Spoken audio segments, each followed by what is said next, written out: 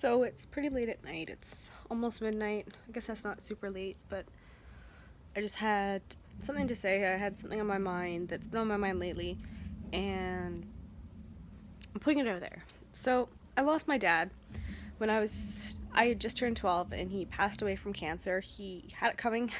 He was a smoker, alcoholic. He was an asshole to my mom, probably an asshole to his ex-wife. I really don't know his story with his ex. I really don't know that much about my dad, other than he was a pretty good dad to me. He's a really pretty good. He was an amazing dad to me, in the sense that even though he wasn't around all the time, like, my mom stayed at home with me, and she was the stay-at-home mom. She took care of me. I'm an only child. I didn't have any siblings, but she stayed at home and took care of me, cooked meals every night, cooked dessert almost every night, like, fucking insane mother, in a good way. And then my dad worked. He worked nights, overnights, fucking shift work at a factory. And he's an alcoholic, and I fucking don't blame him, because I have substance abuse problems myself, and I don't even think they're genetic. I just think we both just have the same reaction to the world. I don't know. I couldn't tell you, because I can't talk to him, and that's my point. My point. I don't have a point. I have a story. I have a thing to say. I don't have a point right now. I read this thing online that said that a lot of people who have lost a parent would give up an entire year of their life for just an afternoon with that parent. And that is so true. Even though he was abusive and an alcoholic, it's still it's weird not being able to just call him. Like, I just want to tell him, like, hey dad, like, I just want a phone call. I just want one phone call to be like, hey dad, guess what? I'm graduating university, and I have a boyfriend that loves me, and we both have.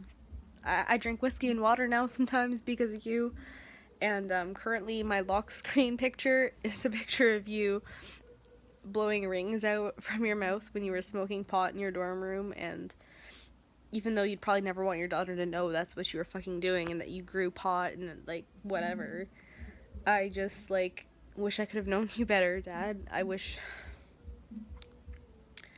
My mom always tells me to just call my aunt up and ask her to tell her stories about my dad, but, like, it's not the same as missing out on so many years of life without him.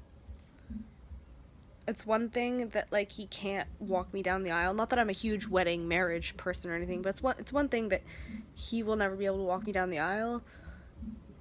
But it's another thing that I can't just call him up and tell him how I'm feeling, where I'm at in life, what I'm doing, who I'm with, where I am.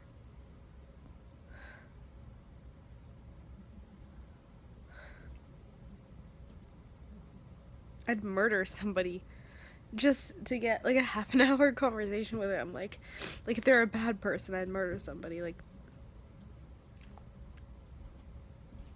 it's hard,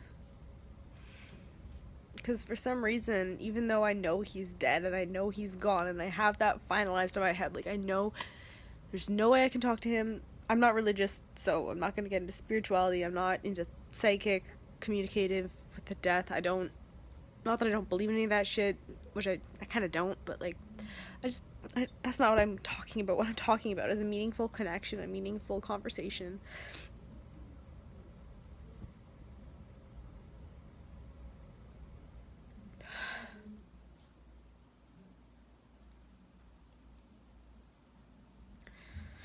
And the worst thing is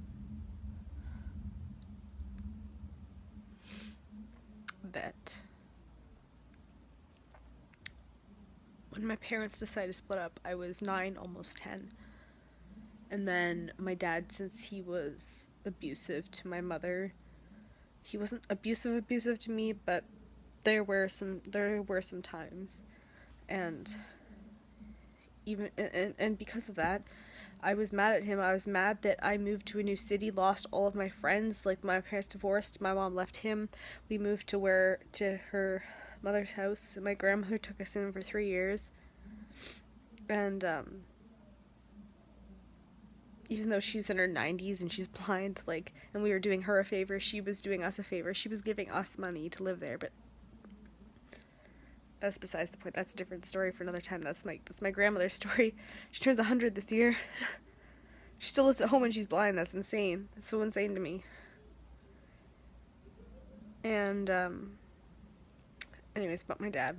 So my parents split up when I was almost 10, and I didn't talk to him until 2 months before he passed away.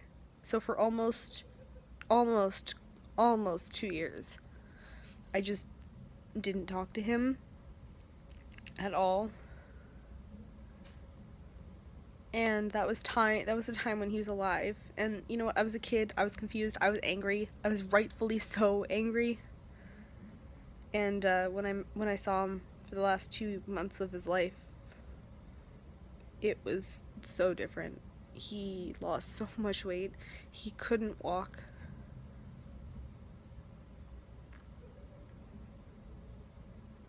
And I had my childhood with my dad. I did have my childhood with my dad, and I'm really glad in a way I didn't have my teenage years with my dad, because I know how overprotective he was, and I know how much I would hate him probably even more if I had him around in my teens, just because he is that kind of guy. But I want him now. I want him right now. It'll be 10 years this November. He's been gone.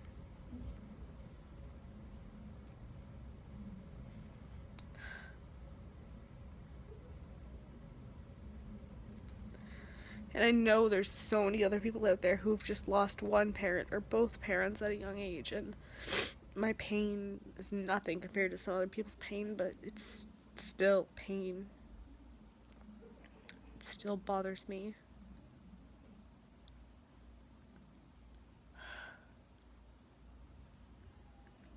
That's it. That's what I've got to say.